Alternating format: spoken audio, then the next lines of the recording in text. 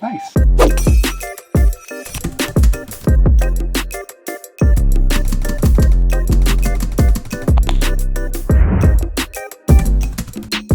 Hey guys, happy Sunday to you. These Sunday videos are still a bit of a new thing for us. We're gonna try a little bit more topical videos rather than vlog videos. Maybe you like them, maybe you don't. And if you don't, you just go back to your old habit of watching only our Saturday videos. So today, we wanted to address a question that we have been getting increasingly more since we have been back here for this second leg of South America, of Latin America, and that is, do we feel safe here? And the reason that we've gotten that question, for any of you guys who've been around for the last year or so, we actually did encounter some pretty dangerous things in Latin America. What the hell? But we do want to talk about the reasons that we felt comfortable coming back and still feel totally comfortable traveling even though we've been through something like that. That said, there are still some dangers to look out for. So here are our 5 safety travel tips for Latin America.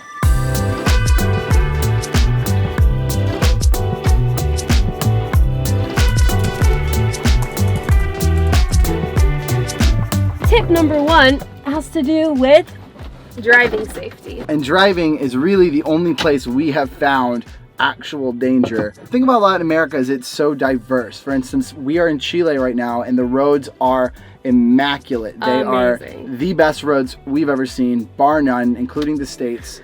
Perfect transportation system, and we have no problems. But in other places, especially the more mountainous places, the roads tend to break down a lot. You have a lot of dirt roads, you have a lot of roads with no guardrails, so you can just fall off the overpasses. You've got a lot of reckless driving on these less developed roads. Our first tip is just a very practical one. Don't drive at night, and don't drive when there's bad weather, especially for those different areas. If you hit it at a very reasonable amount of time and realize that 2 hours driving here is gonna feel like 8 hours on a straight road, we're only gonna drive 2 or 3 hours today. We're gonna drive in the sun, and we are gonna drive in the morning, and we're gonna get it all done. You're gonna stay a lot safer. Another tip when it comes to driving is that all of these countries have different road signs and different road rules and things like that. In Mexico, it's really common because you're usually dealing with 2-lane roads that there are faster vehicles and slower vehicles, and so the slower vehicles, when they put their left-hand blinker on, it means that you as the faster vehicle are safe to pass them. So there's a lot of different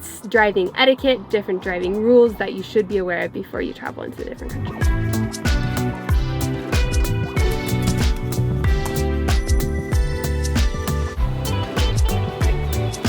Tip number 2.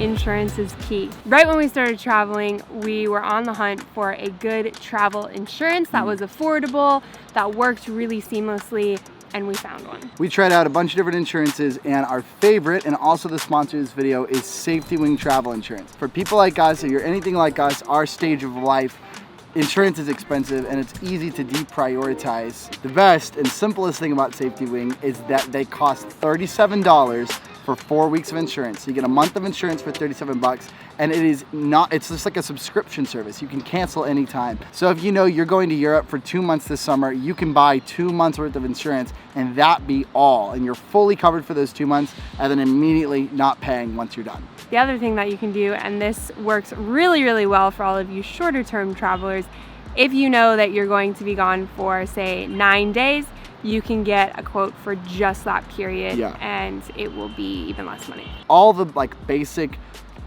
things that we need covered, like emergency coverage, medical coverage, coverage for stuff like our gear while we're traveling, all the really basic stuff they have covered, and a lot of stuff that you wouldn't even think of too, but it's all the basic stuff that you really do practically need. Wow, I didn't even know they covered some of that stuff. Pretty cool. That is pretty cool. I read the entire handbook. What a nerd! The other thing that I think is so freaking cool for those of you guys who have young children, kids from 14 days to 10 years are covered free as long as there's a counterpart adult. So 1 kid per every adult on the policy, which means that you're free to travel with your children if you have some. One thing that I'll mention is we actually have already cashed in on our Safety Wing insurance.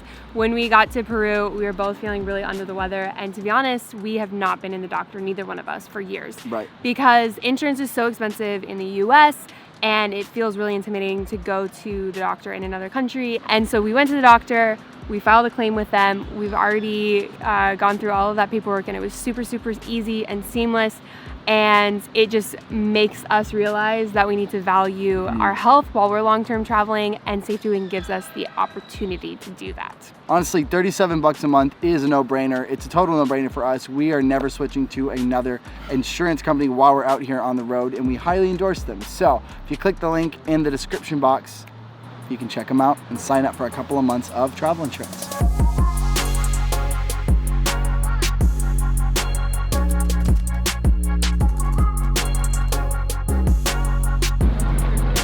Tip number 3, cops. Cops get a bad rap in Latin America, especially when we went to Mexico. We were told by a lot of people to expect extortion, asking for bribes, pulling you over for no reason, that kind of thing.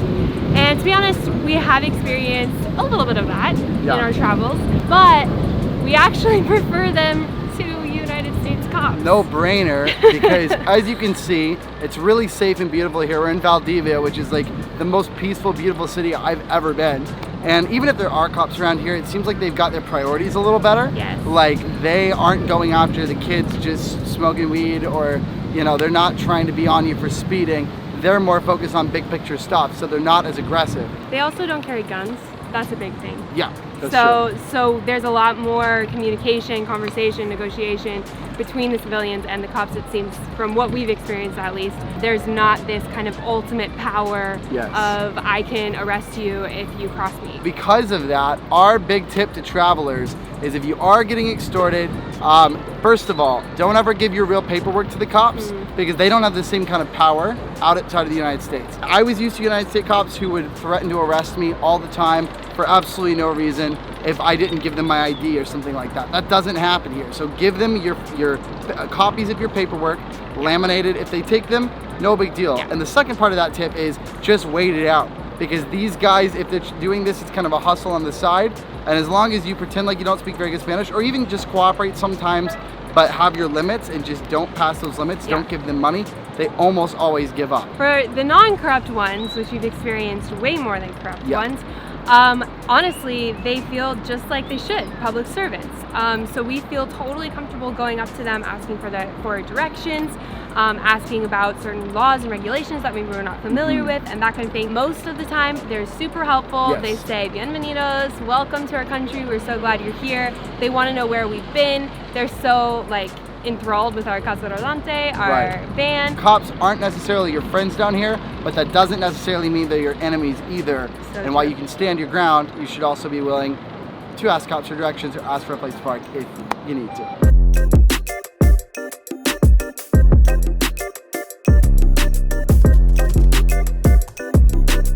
Cheers. Well, chicos, tip number cuatro is to talk to the locals. So this may be difficult if you don't speak the local language, but you will come across people that speak your language, especially if you speak English like us. So we're sitting at our favorite cafe in Valdivia, the town that we're in. It's called Roasty, and we've been here like every day for the last 4 days. All the time. Pretty sure we're staying in Valdivia just for this cafe, actually. But this morning, Christian was away for a second, and I struck up a conversation with a guy who had lived for like 15 years in the US, but grew up in Chile, and now lives here with his American wife and family. We were talking about Chile, and I was getting his take on some of the unrest that has been here in the last few months. A lot of you guys saw that we went through the protests in Ecuador, and at the same time, really big protests were going on here in Chile. We haven't experienced anything yet, but he gave me a heads up that like everything is kind of calm right now, but things might change in the next few weeks because there's some things going on in the government. So it was so good to get a local's take on the safety, and he gave me even other recommendations like random parks that only locals really are aware of and things like that. Especially where we're traveling down here in Latin America, the locals are so hospitable, so hospitable. And if you need something, if you break down on the side of the road, there will be local people who will be willing to drop everything and help you and expect nothing in return. For sure. It overwhelms us with the hospitality of everyone that we run into. Overwhelms us every time. The only thing to say about this, with a little grain of salt, is that most of the locals that are giving you advice, we find that they'll kind of overcompensate and talk about their area is that it's more dangerous than it is. The locals always have the best food recommendations, the best park recommendations, the best driving recommendations, the best fruiterias, everything that you would just think is So true. whatever a local should know, there's locals that know it, and it'll They get you also way have the ahead. best vibe because The they're best vibe. just so welcoming and so kind.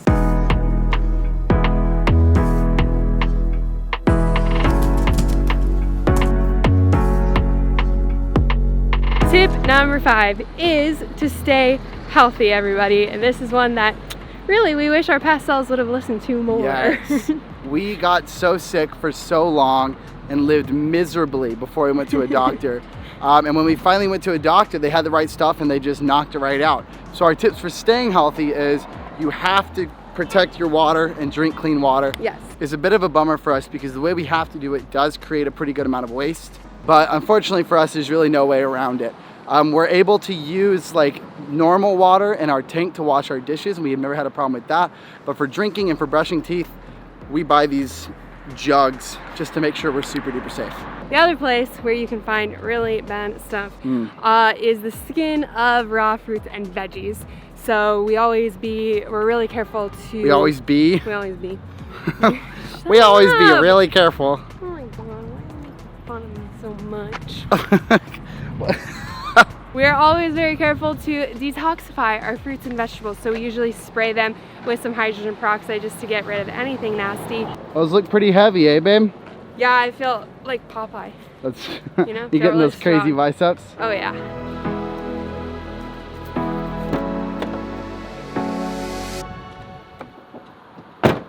Listo, chicos. Those are our 5 best tips for staying safe in Latin America. But if we really want to summarize, Latin America is safer than advertised. It is more hospitable than advertised. And really, as a tourist, for better or for worse, we do get a sort of protectiveness that's treated towards us because most of these countries have expanding tourism markets all the time, and they really want to have a good attitude towards tourists. I also just want to put this out into the universe. We are so grateful for everyone in Latin America that we've encountered. To all of you guys who are watching, who are from Latin America, who've shared tips with us and even met us along the way in some cases. Like, we are just so grateful for the hospitality that has been shown to us by Latin America, and so many specific places in Latin America have a special place in our heart, and we will definitely be returning, our entire lives. Yes. Hope you enjoyed hanging on a Sunday. Let us know if you did. Next Sunday will be a live video instead of a video like this. So at noon Eastern next Sunday, be there. We want to do more topical videos like this, so if there's anything about van life or traveling or international Latin America centered things that you have questions about, let us know in the comments and we might make a video about it. Until next time, guys. Bye. See you later. You have the ocean in front of us. That is sick. Honestly, I'm really glad that we're showing this because I almost was going to be like, let's start a new segment on the show, cooking tips with Aubrey. But like, this is my only cooking tip, so.